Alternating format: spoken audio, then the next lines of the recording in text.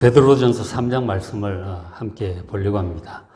이 베드로전서는 베드로 사도가 소아시아에 흩어져 있는 이제 성도들이 보낸 편지인데, 그러니까 그 내용을, 전체적인 내용을 보면 예수님을 믿음으로 받은 구원이 얼마나 귀한지를 아주 잘 상기를 시켜줘요. 베드로전서 1장에 그 내용이 잘 나와 있습니다. 그리고 이제 나머지 뒷부분은 그 믿음에 합당하게 생활하라고 하는 그런 교훈이에요. 베드로전서 전체적인 내용은 제가 전에 했던 베드로전서 소개 설교 영상이 있어요. 한번 잘 찾아보시길 바랍니다. 그러니까 영원한 생명으로 거듭나서 새하늘과 새 땅이 임할 것을 소망하며 살아가는 이 하나님의 상속자답게 거룩함으로 사랑으로 살아가라고 권면하는 것이 베드로전서 내용이에요. 그 속에 이제 고난에 관한 문제들을 많이 또 얘기도 하고 있죠. 그래서 오늘 보려고 하는 3장에서는 우리가 사랑함으로 거룩함으로 살아가는데 먼저 가정에서, 특히 부부간에서부터 그렇게 해야 된다고 권면하는 내용입니다. 베드로서 3장 1절, 이제 아내들아 자기 남편에게 순종하라 라고 하면서 그리스도인 아내들에게 이제 권면을 합니다. 그러니까 남편이 지금 특히 아내들에게 이제 남편에게 순종하라고 권면을 하는데, 특히 보시면은 말씀을 순종하지 않는 자라도, 불신자도 있겠고 뭐 교인들 중에 뭐 잘 순종하지 않는 사람도 있죠. 그런 사람일지라도 순종을 하라고 하는 거예요. 근데 이제 제가 전에 여러 교회들을 다니면서 이제 쭉 성장하면서 혹은 부목사로 지내왔잖아요. 여러 교회 다니면서 많은 교인 부부들을 봤어요. 실제로 보고 얘기들도 하고 그렇게 했는데, 근데 대체로 보면 남편들보다 아내들의 믿음이 더 좋아. 그건 어쩔 수 없어요. 아내들의 믿음이 더 좋은 편이에요. 그러니까 현실적으로 남편들은 직장 생활을 하느라 뭐 성경 보고 기도할 시간도 좀 잘 안 되고 마음 집중도 잘 안 되고 예배도 주일 예배는 이제 겨우 드리는 거잖아요. 뭐 새벽 예배 이런 건 참 어렵단 말이에요. 근데 비해서 아내들은 새벽 기도회도 다니고 뭐 수요 기도회, 금요 기도회, 구역 예배 다 한단 말이에요. 그렇게 하니까 믿음이 더 좋을 수밖에 없죠. 그래서 이제 아내들이 볼 때 자기 남편의 신앙생활에 영 믿음직하지를 못한 거예요. 저래가지고 되겠나 싶은 생각이 드는 거죠. 마음이 놓이지 않는 거죠. 그래서 이제 자꾸 아내들이 남편들에게 잔소리를 하게 되는 거예요. 기도 좀 해라, 성경 좀 봐라, 새벽 기도 나가자, 뭐, 막 자꾸 이제 잔소리들을 하게 되는 거죠. 상황이 그러니까 아내들이 남편들에게 순종하는 게 잘 안 된다 하는 거죠. 남편이 마음이 안 놓이는데 잘 인도해야 될 텐데 어떻게 남편 말이 순종이 되겠어요? 내 말이나 잘 들으면 다행이지. 내 말도 안 듣는데 마음이 놓이질 않아요. 그렇기 때문에 남편에게 순종한다, 이런 게 아주 잘 안 되는 거예요. 하물며 이제 안 믿는 남편일 경우는 더하죠. 안 믿는 남편일 경우에 어떻게 그럼 순종을 하겠어요? 남편이 내 말을 들어야지. 그렇게 되는 거 아니에요? 이래저래 전반적으로 볼 때 아내가 남편에게 순종한다는 것이 쉽지 않아 보였어요. 상황이 그렇더라 하는 거죠. 근데 그럼에도 불구하고 베드로 사도가 그걸 모르겠어요. 옛날 뭐 1세기 뭐 옛날에는 더 이제 전쟁도 많고 그러던 시절 아니에요. 더 그렇단 말이에요. 근데 그럼에도 불구하고 베드로 사도는 성령의 감동으로 분명하게 말씀합니다. 남편이 불신자일지라도, 말씀을 순종하지 않는 자일지라도 자기 남편에게 순종하라고 하는 거예요. 그게 하나님의 뜻입니다, 여러분. 분명한 하나님의 뜻이에요. 남편의 믿음이 아내보다 부족할지라도 아내가 남편에게 순종해야 된다고 하는 거예요. 남편을 가장으로 존중하고 그 말에 따라야 한다는 것이죠. 그렇게 남편에게 순종을 해야, 왜 그렇게 해야 되느냐? 그렇게 해야만, 보십시오. 1절 하반절에 혹 말씀을 순종하지 않는 자라도 말로 말미암지 않고 그 안에 행실로 말미암아 구원을 받게 되기 때문에 그렇다는 거예요. 우리는 남편에게 신앙생활 잘하라고 권면도 하고, 안 믿는 남편에게 교회 가자고 권면하고, 이런 데는 잔소리를 하게 되죠. 근데 그런 말로 남편이 구원받게 되는 것이 아니고, 그 말로 남편의 믿음이 자라는 게 아니라는 거죠. 백날 잔소리해봤자 소용없다는 거예요. 말로 되는 게 아니고 뭐로 된다고요? 그 안에 행실로, 그 행실을 보고 남편에게 순종하고 하는 그 행실을 보고 남편의 마음이 감동을 받고 구원을 받게 된다는 거예요. 믿음이 연약한 남편도 마찬가지죠. 아내의 그 행실을 보고 그 남편의 믿음이 성장하게 된다는 것입니다. 말로 되는 것이 아니라, 우리는 말로 자꾸 하려고 하죠. 말이 아니다. 우리가 안 믿는 사람들 간에는 뭐 말로 전도하고 하는데, 가족 전도는 그렇게 되는 게 아니에요. 절대로 말로 되는 게 아닙니다. 진짜 기도하고 행실로 되는 거죠. 정말 하나님의 자녀다운 특히 아내 같은 경우는 남편에게 순종하고 남편을 가장으로 존중하고 세워주는 어떤 그런 것들을 보고 남편이 감동을 받게 되는 거죠. 이거를 여러분 잘 아셔야 됩니다. 안 믿는 남편, 믿음이 약한 남편을 위해서는 특히 그렇다는 거죠.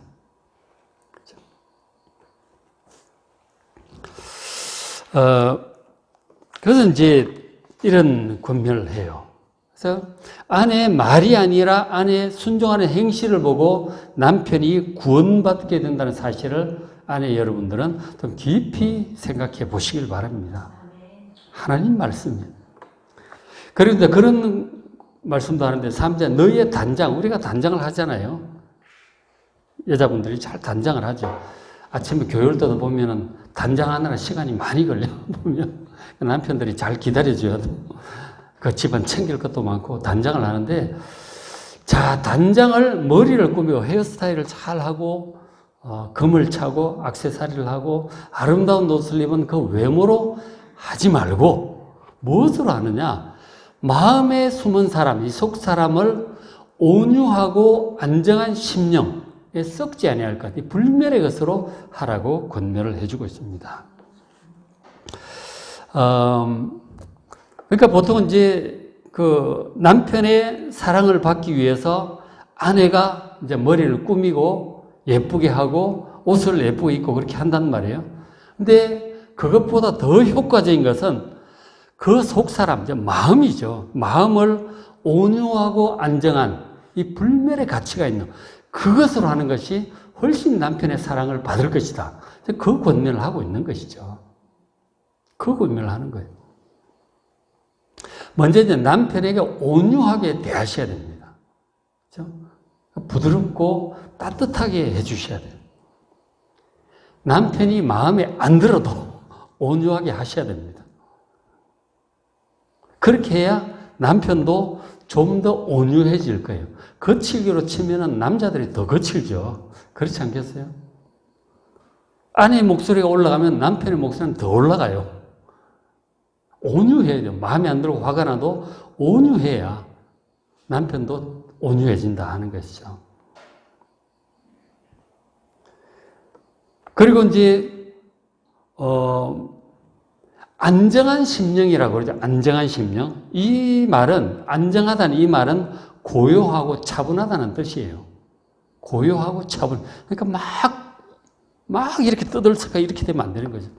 막 잔소리, 막 수다, 이렇게 되면 막 귀가 아픈 거죠, 남자들은. 고요하고 차분한 마음. 이게 안정한 심령이라는 뜻이에요.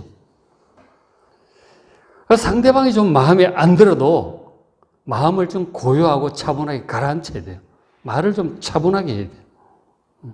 그러면은 상대방도 차분해지는 것이죠. 그래서 이렇게 온유하고 차분한 마음, 그죠? 온유하고 차분한 마음. 이거는 그 자체가 썩지 아니할 불멸의 가치가 있는 마음이라고 지금 말씀을 하세요. 4절에 오직 마음에 숨은 사람, 속 사람을 온유하고 안정한 심령, 차분한 마음에 그 자체가 썩지 아니할 불멸의 가치가 있는 마음이라는 거죠. 온유하고 차분한 그 마음이 그렇게 귀한 것이라는 거죠. 여러분 그런 마음으로 살아가시길 축원합니다. 남편이 좀 마음에 안 들어도 이런 마음을 갖는 것이 이게 잘하는 것이라는 거죠. 그 자체가 귀한 거예요. 여러분 온유하고 안정한 심령으로 여러분 생활을 유지하는 여러분 되시기를 주의 이름으로 축원합니다. 그 자체가 불멸의 가치가 있는 것이다 말씀을 해요. 그렇게 하면 남편들이 그 아내를 사랑하게 될 것이고 그 가정은 행복하게 될 것입니다. 그것을 이제 아내에게 특히 이제 순종하라는 이 말씀을 굉장히 많이 하죠. 왜 그러냐면 그게 잘 안 되기 때문에 그런 거죠. 아까 처음 말씀드렸듯이 아내가 볼 때 남편이 못 믿어오니까 자꾸 이제 그렇게 잔소리를 하게 되고 순종은커녕 자꾸 이제 그렇게 하게 되는 거죠. 근데 그게 그렇게 중요하다는 거예요. 그게 되면 남편들이 아내를 사랑해요. 그게 정말 중요하다는 것이죠. 자, 그 다음에 남편들에게 권면을 또 해요. 3장 7절 남편들아 이와 같이 지식을 따라 너희 아내와 동거하고 그를 더 연약한 그릇이고 또 생명의 은혜를 함께 이어받을 줄 알아 귀히 여기라 하는 거죠. 귀히 여기라. 아내는 남편에게 순종하는 것이 핵심이라면 남편이 아내에게 반드시 가져야 될 것은 아내를 귀하게 여기는 거예요. 아내를 귀하게 여기시길 바랍니다. 의외로 보면 제가 아내 귀한 줄 모르는 남편들이 많더라고. 막 함부로 해요. 내가 먹이 살린다는 식으로 막 그러고 막 함부로 말을 하는 거죠. 의외로 그런, 특히 이제 한국 남자들이 상당히 가부장적이잖아요. 옛날부터 그래왔단 말이에요. 그러니까 부부지간에 어떻게 살아야 될지 잘 몰라. 그냥 자기 아버지가 어머니한테 한 것만 본 거죠. 그 옛날 남자들이 다 가부장적이었잖아요. 함부로 하는 거예요. 아내들에게. 그러니까 마음속으로는 뭐 얼마나 귀하게 여기는지 모르겠지만 그 표현은 거의 귀하게 여기는 것 같지 않아요. 실제로 귀하게 여긴다면 그렇게 함부로 하지 않겠죠. 말도. 여러분 귀하게 여긴다는 게 뭔지 알잖아요. 정말 여러분이 귀하게 여기는 그런 물건들이 있죠. 그거를 얼마나 애지중지합니까? 귀하게 여긴다는 건 애지중지하는 거예요. 그렇게 하라고 하는 거예요. 자기 아내가 직장보다도 귀하고 돈보다도 귀한 존재를 사실을 여러분 아셔야 돼요. 그걸 진짜로 알고 그런 마음으로 이 아내를 대하는 사람은 그런 사람은 살다가 때때로 돈 문제가 위기가 올 때가 있죠. 건강이 나빠질 수 사고가 날 때도 있어요. 그런 일이 있어도 기본적인 안정을 유지하면서 행복하게 살 수 있어요. 아내와의 관계가 좋은 사람은 그래요. 상관없어요. 아내를 귀하게 여기라고 하는 것은 분명한 하나님의 말씀입니다. 여러분 순종하시길 바랍니다. 그 하나님의 뜻이에요. 명령입니다. 자기 아내를 진심으로 귀하게 여기면 환경과 상관없이 안정되고 행복한 삶을 그 남편은 살 수 있어요. 그러니까 남편의 사랑을 받는 아내, 그리고 더 나아가서 남편이 나를 사랑한다고 하는 확신이 있는 아내, 그런 아내는 정말 사랑스럽게 돼요. 아내가 사랑스럽게 된다니까. 정말 부드럽고 따뜻하게 돼요. 그리고 그런 아내가 편안하고 행복하기 때문에 아내가 평안하고 행복해야 그 아내에게서 모든 게 다 나와. 행복의 샘물이 막 솟아나오는 거예요. 그런 아내를 둔 남편이 평안하고 행복한 거예요. 행복의 비결은 아내를 평안하고 행복하게 해주는 데 있다는 거죠. 남편 여러분 잘 기억하시기 바랍니다. 행복의 비결은 성공보다도 아내를 행복하게 하는 데 있어요. 그런 남자가 행복하게 살아갑니다. 그리고 이제 남편들아 권면한 이와 같이 지식을 따라 너희 아내와 동거하라고 그렇게 말씀을 해요. 먼저 동거한다고 하는 것은 한 집에서 함께 생활한다는 뜻이죠. 그죠? 그런 뜻으로서 성적인 관계도 당연히 포함이 되죠. 부부가 함께 살아가는데 함께 살아가는 거죠. 동거하는 거죠. 함께 살아가는데 어떻게 살아가냐. 지식을 따라 살아가라 하는 것이죠. 그러니까 막 그냥 마음 내키는 대로 기분 가는 대로 그냥 바깥에 일하고 와서 힘드니까 집에 들어오면 막 마음대로 하려고 하는 남편들이 있어요. 그건 참 어리석은 거예요. 진짜 잘해야 될 사람은 가족들이에요. 그리고 아내다 하는 거죠. 밖에도 잘해야 되죠. 안에 들어와서는 더 잘해야 돼. 안에 와서는 아무 신경도 안 쓰고 막 이렇게 하려는 남자들이 있어요. 그건 참 어리석은 거예요. 그러면은 그 식구들은 전부 그냥 결코 행복하지 못한 거죠. 남자가 집에 들어와서 가족들 신경을 쓰지 않으면은 그 가정은 아주 행복하지 못한 가정이 되는 거예요. 밖에서 잘해야 되면 집에서는 더 잘해야 됨을 여러분 믿으시길 바랍니다. 남편 여러분. 집에 와서 잘해야 된다 하는 거죠. 그 지식을 따라 살아간다고 하는 게 그런 것이죠. 정말 합당한 지식, 하나님의 말씀에 대한 지식을 따라 잘 살아가라고 하는 것입니다. 부부 관계에서 가장 중요한 지식이 특별히 오늘 말씀대로 아내는 남편에게 순종하는 것이고 남편은 아내를 귀하게 여기는 것입니다. 그리고 이제 또 하나 더 권면하기를 아내가 더 연약한 그릇이라는 사실을 지금 가르쳐 주고 있습니다. 근데 이렇게 생각하지 않는 남자들도 많은 것 같아요. 아내가 하도 잔소리가 많고 목소리가 크니까 아내가 연약하다는 그 생각을 못하는 남자들이 많은 것 같아요. 실제로 아내들의 신체가 약해요, 남자보다. 실제로 약해요. 그렇게 약하고, 그리고 이제 그러니까 약하고 실제로 이제 살다가 어려운 일을 당하면 아내들이 걱정이 더 많아요. 그리고 위기를 당하면 아내들은 더 두려워합니다. 그게 더 연약하다는 뜻이죠. 그래서 그런 일이 생기면은 그런 아내를 남편이 다독거리고 마음을 안심을 시켜줘야 돼요. 안심을 시켜주고, 그리고 열심히 노력해서 사태를 빨리 해결을 해야죠. 그죠? 그렇게 해서 아내의 마음을 평안하게 하고, 행복하게 해주는 그런 남편이 되라고 하는 거예요. 그게 아내를 귀하게 여기는 거죠. 그죠? 그리고 또 하나 말씀하기를 그를 또 생명의 은혜를 함께 이어받을 자로 알아 귀히 여기라 하는 거죠. 생명의 은혜를 함께 이어받을 자다 하는 거죠. 아내가. 이 생명의 은혜라고 하는 것은 이 베드로서 쭉 나와요. 생명이라고 영생을 얘기하는 거예요. 거듭남과 영생을 말씀하는 것입니다. 그리고 특히 최종적으로는 예수님의 재림으로 이루어질 하나님의 나라, 이 새하늘과 새 땅에서 영광스럽게 살아갈 영생의 은혜를 말씀하는 것이죠. 그때 남편과 아내는 생명의 은혜를 함께 이어받게 될 것이다 하는 거죠. 이것이 정확히 어떤 뜻인지 잘 모르겠지만 어쨌든 생명의 은혜를 함께 이어받게 될 것입니다. 그래서 이 땅에서부터 아내는 남편에게, 남편은 아내에게 정말 잘해야 돼요. 잘해야 돼요.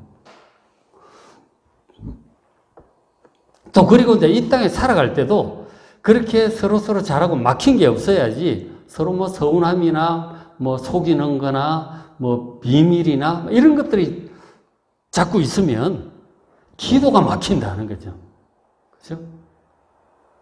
이 부부관계가 문제가 생기면 기도가 막혀요. 그것은 하나님과의 우리 사이의 개인적인 관계에 문제가 생긴다고 하는 기도도 잘 안 돼요. 부부관계에 문제가 생기면 기도도 안 된다니까.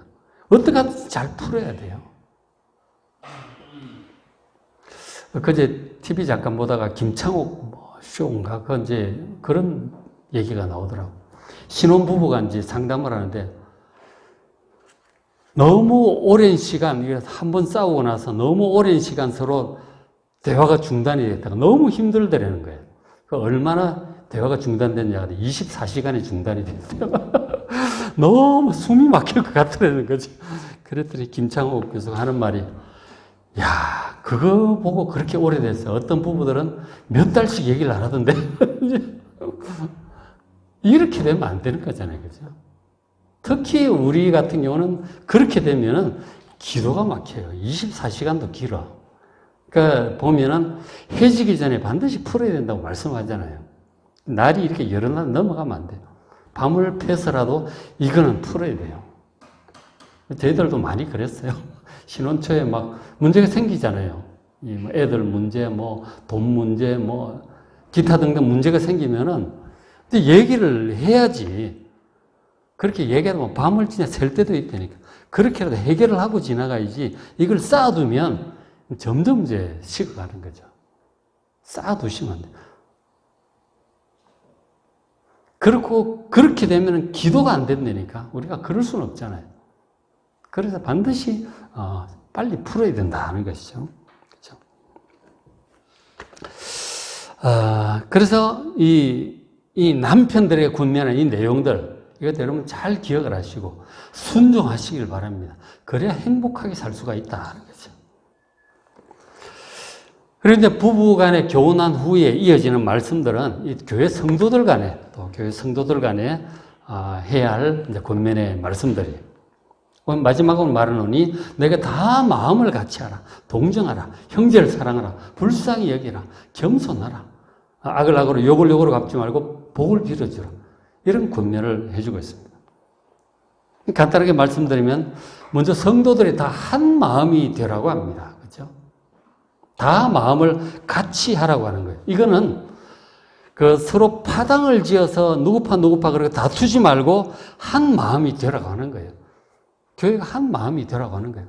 근데 참 어디 가나 파당이 생기죠. 어디 가나 교회뿐만 직장 교회도 그렇다는 파당이 자꾸 생기는 거죠. 그렇게 되지 않도록 한 마음이 되라고 권면을 해요.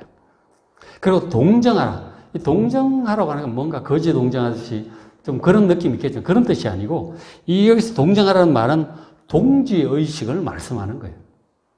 동지의식을 가지라 하는 거예요. 헬라 원어를 보면 이제 그 뜻을 정확히 알 수 있죠. 근데 이제 같은 일들을 함께 겪어온 사람들이 동지의식을 가지죠.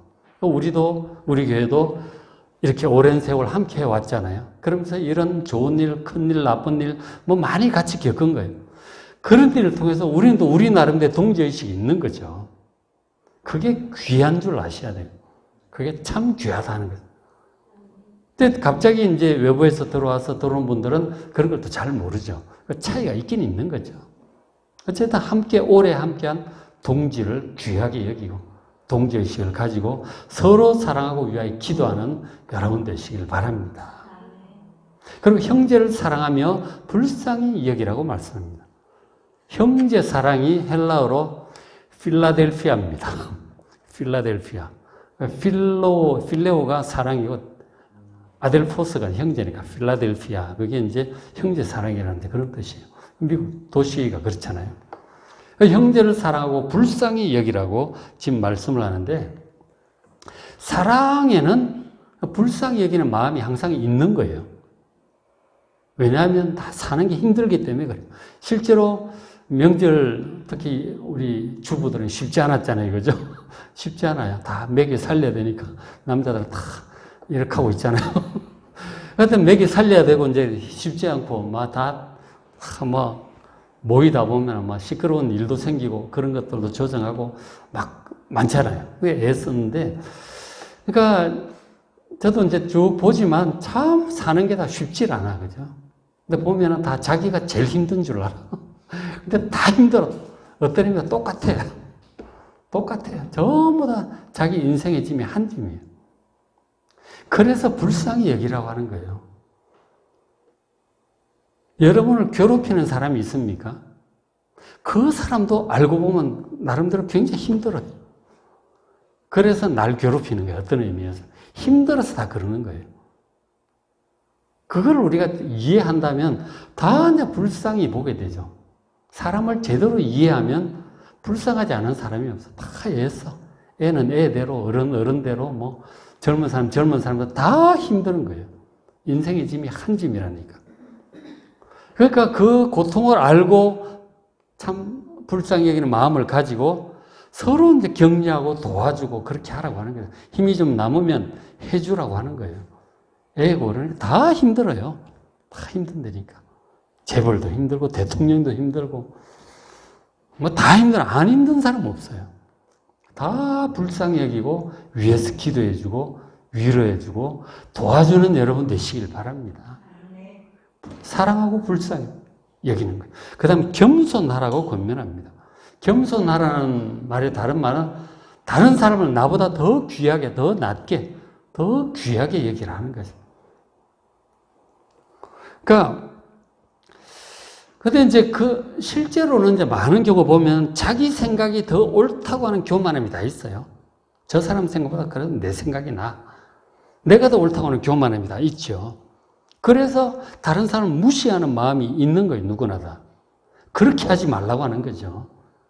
다른 사람을 더 낮게 여기고 귀하게 여기고 그 사람의 말도 일리가 있다고 받아들여야 돼요.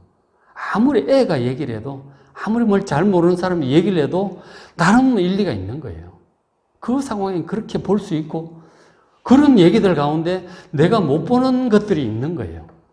그런 걸 딱 캐치해서 자기 그 도움으로 삼을 줄 아는 사람, 그게 진짜 지혜로운 사람이죠. 겸손한 사람만이 그렇게 될 수 있어요. 다른 사람을 자기보다 좀 못하다고 내 생각이 제일 낫다는 생각에 사로잡혀 있으면 그걸 못 보는 거죠. 3살 애들 말 속에도 도움이 될 때가 있다니까요. 전혀 모르는 사람이 상황을 더 객관적으로 잘 볼 때가 있어요. 아무것도 모르면서 그러지 마, 그런 소리 하지 마, 그러지 말고 모르는 사람이 더 객관적일 수 있어요. 다 잘 들어야 돼요. 다 잘 들어야 돼요. 그 겸손이라고 하는 게 굉장히 중요한 것입니다. 진짜 지혜로운 자는 겸손한 자예요. 그 다음에 이제 악을 악으로 욕을 욕으로 갚지 말고 도리어 복을 빌어주라 하는 거죠. 우리가 같이 지내다 보면은 피해를 볼 때도 있고, 화가 날 때도 있고, 안 좋은 소리가 나오기도 하고 막 그러는 거죠. 그럴지라도 그렇게 해주지 말고 복을 빌어주라 하는 거죠. 이유가 있겠지. 힘들어서 그런가 보다. 그렇게 하라고 하는 거죠. 나보고 뭐라고 그런다. 같이 그렇게 하지 마. 오른편 뺨을 맞으면 왼편도 돌려내라고 그러셨잖아요. 그런 마음으로 복을 빌어주시길 바랍니다. 이 원수 사랑의 한 모습이잖아요. 쉽진 않겠지만 이렇게 될 수 있도록 기도해야 돼요. 그렇게 하면 복을 이어받게 될 것이다. 복이 쭉 이어져 간다는 거죠. 그렇게 하면 복이 끊기는 수가 있는 거죠. 복이 쭉쭉 이렇게 이어져 갈 수 있도록. 다 마음을 같이 하시고 동정의식을 가지고 모든 형제를 사랑하며 불쌍히 여기시고 겸손하게 그리고 복을 빌어주며 살아가는 여러분 되시기를 주의 이름으로 축원합니다. 이렇게 하라는 거죠. 그리고 이제 또 불신자들과 관련해서 또 이런 말씀도 마지막으로 합니다. 3장 14절에 의를 위하여 고난을 받으면 복이 있는 자다. 너희 마음에 그리스도를 주로 삼아 거룩하게 하라고 말씀합니다.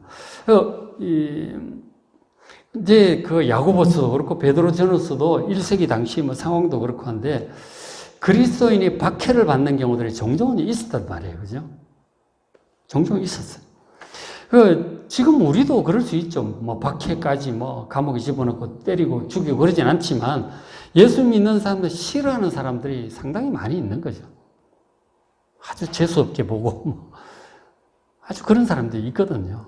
있기 때문에 그런 경우 이제 그걸 우리는 좀 믿음으로 잘 살아가려고 하는데 그런 걸 아주 싫어하고 막 이렇게 한마디씩 하고 그런 사람들이 있거든요. 영적인 거부감이겠죠. 뭘 잘못해서가 아니라 무조건 싫어하는 거예요. 그런 사람들이 있습니다. 자, 그렇게 의를 위해서 고난을 받으면 그것은 복이 있는 자라고 말씀을 하시고 끝에 17절에 선을 행함으로 고난을 받는 것은 하나님의 뜻이라라고 말씀을 해요. 기꺼이 감당하라 말씀합니다. 의로운 세상에서 불의한 세상에서 의롭고 거룩하게 살아가려고 하면 그걸 아주 싫어하는 사람들이 있는 거죠. 그건 어쩔 수 없어요. 그러나 그렇게 의를 위해 고난을 받고 선을 행함으로 고난받는 것이 하나님의 뜻이고 그런 성도가 신령한 복과 영원한 상급이 있을 줄로 믿습니다.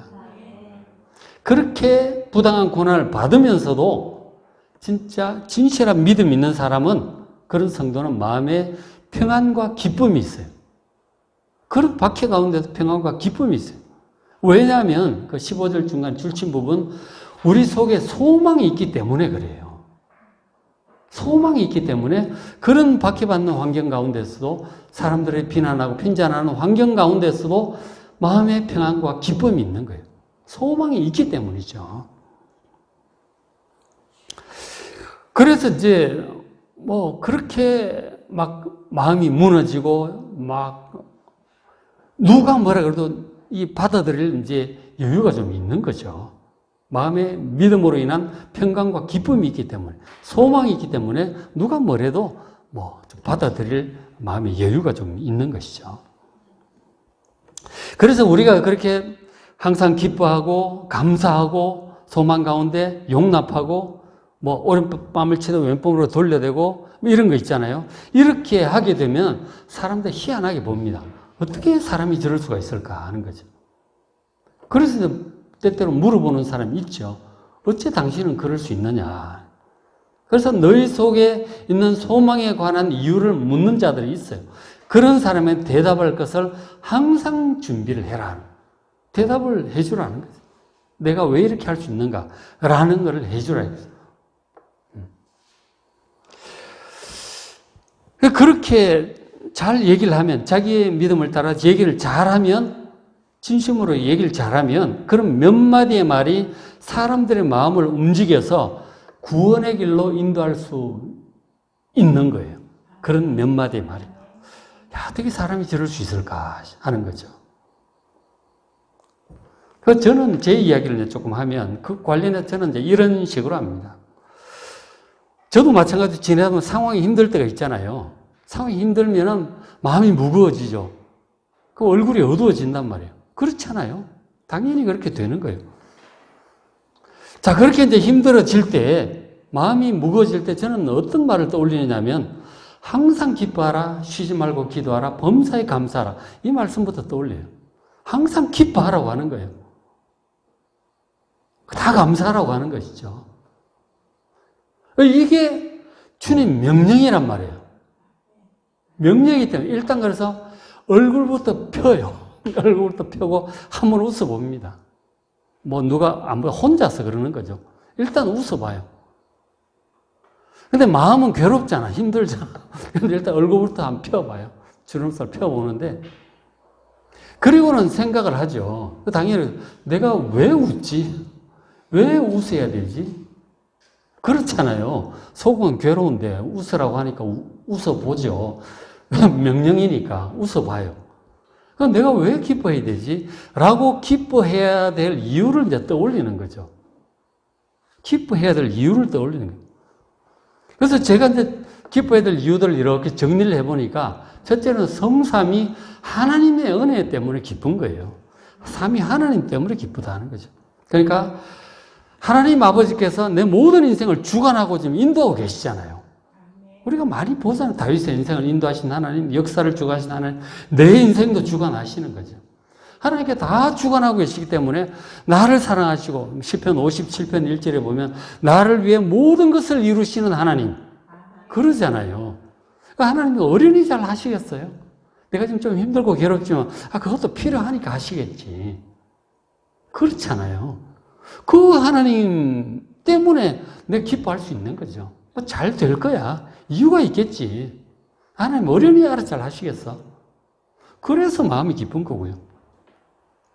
그 다음에 예수님. 우리가 이제 문제는 내 실수와 허물이잖아요. 내가 잘못하는 게 있어요. 다른 말 실수도 하고, 실제로 실수도 하고, 뭐, 투자에 실수도 하고, 나는 투자할 돈은 없지만, 투자할 분들은 뭐, 투자에 실수를 해가지고, 막 후회도 하고 막 그러시더라고. 말 실수 때문에, 뭐, 이게 어떻게 해야 되나, 괴로워하기도 막 그러는데, 어쨌든 실수와 허물이 있어요, 우리가. 부족함이 있단 말이에요. 그거 다 우리의 허물인데, 우리의 허물을 속량해 주시는 대제사장이 예수님이 계시잖아요. 예수님 내 허물을 다 속량해 주셨어. 내 형벌을 받으셨어. 지금 내가 물론 잘못했지만, 그래서 문제가 생겼지만, 예수님께서 책임지신다는 거예요. 내가 잘못한 것까지. 이게 예수님의 속량의 은혜예요. 대제사장 예수님의 은혜라니까. 우리가 실수하고 잘못한 모든 부분들에 대해서 예수님이 해결해 주신다니까요. 예수님이 대가를 치르셨어요. 난 내가 잘못했으니까 내가 이 고생하는 게 싸다. 그런 생각이 들죠. 스스로를 자책하고 심하면 자각하기도 하죠. 근데 그렇게 하지 마십시오. 예수님이 형벌을 대신 받으셨다고 그러죠. 내가 대신 받고 내가 해결할 테니까 걱정하지 마라 그러시는 거예요. 여러분 실수와 허물에 대해서 물론 인간 대 인간으로서 우리가 사과도 하고 뭐 보상도 하고 해야 되겠지만 우리 마음을 얘기하는 거죠. 마음을 너무 자책하고 자괴감에 빠져서 뭐 그러면 안 된다는 거죠. 빨리 툭툭 털고 일어나셔야 돼요. 예수님 믿고 내가 비록 잘못했어도 예수님 믿고 빨리 툭툭 털고 일어나셔야 돼요. 그래서 씩씩하게 나가셔야 돼요. 다시 웃고 다시 주름살 피고 내가 잘못해도 예수님 믿고 의지하고 내 스스로 마음이 무너지면 안 되는 거죠. 다시 용기를 되찾고 그걸 내가 할 수 있는 거 좀 하고 사과할까 하고 그렇게 하는 거죠. 그 내 모든 허물과 잘못을 문제를 다 해결해 주시는 예수님, 대제사장 예수님, 나 대신 십자가 죽으신 예수님. 예수님 은혜가 정말 커요. 왜냐하면 우리가 늘 실수하고 부족하기 때문에 그때마다 예수님을 붙드시길 바랍니다. 그래서 또 기쁘고 그리고 보혜사 성령님 항상 함께 하시잖아요. 전능하신 하나님이시라니까 보혜사 성령님이 성삼위 하나님 중에 한 분이잖아요. 그분이 내 안에 항상 함께 계세요. 얼마나 마음 든든합니까? 그래서 마음이 기쁘죠. 웃을 수 있는 이유가 많죠. 이거는 세상에 빼앗을 수 없는 거예요. 성삼위 하나님의 놀라우신 은혜. 그것 때문에 웃을 수 있는 거죠. 그 외에 이런 것들은 다 발치 아래 있는 거예요. 괜찮아. 이러면 좀 어떻고 저러면 어때. 좀 아프면 어떻고 뭐 문제가 좀 생기면 어때. 또 해결이 되겠지 뭐. 주님 계시는데. 그렇죠? 그리고 또 하나 이제 중요한 우리의 소망이 바로 우리 구원이에요. 우리 구원이 완성되는 그날을 바라보는 것이죠. 예수님께서 다시 오셔서 모든 악과 고난과 심지어 죽음까지도 없어질 그날, 새하늘과 새 땅이 시작될 그날, 영원토록 우리가 그곳에서 왕으로 다스리며 살아갈 그 소망을 생각하니 이건 아무것도 아니죠. 장차 임할 그 영원한 영광 얼마나 큰지를 생각하면 우리가 지금 살면서 당하는 이런 환난은 우리가 그렇게 살기에 합당한 사람이 될 수 있도록 성장해가는 과정들이에요. 뭐 문제겠어요. 다 감사하는 거예요. 그 환난 중에서도 기뻐할 수 있는 게 그래서 그런 거 아니에요. 그 소망의 이유가 그런 거 아니에요. 성삼위 하나님의 은혜고 우리 구원의 그 완성의 날을 바라보며 기쁨을 회복하시길 바랍니다. 그래서 웃는 거예요. 다시 웃고. 웃으면 마음도 다 살아나고 이런 것들을 떠올리는 거죠. 이런 것들이 있으면은 우리가 이제 얘기가 나오는 거죠. 그렇죠? 그런 것들이 사람들을 어떤 한마디가 탁 사람에게 마음에 꽂히면 변화되는 거죠. 뭐 어떤 한마디가 그렇게 될지 모르겠지만 그렇게 된다는 거죠. 자, 성도 여러분. 이 모든 하나님의 말씀을 믿음으로써 어떤 환경 가운데서도 평안과 기쁨으로 살아가시기를 주의 이름으로 축원합니다.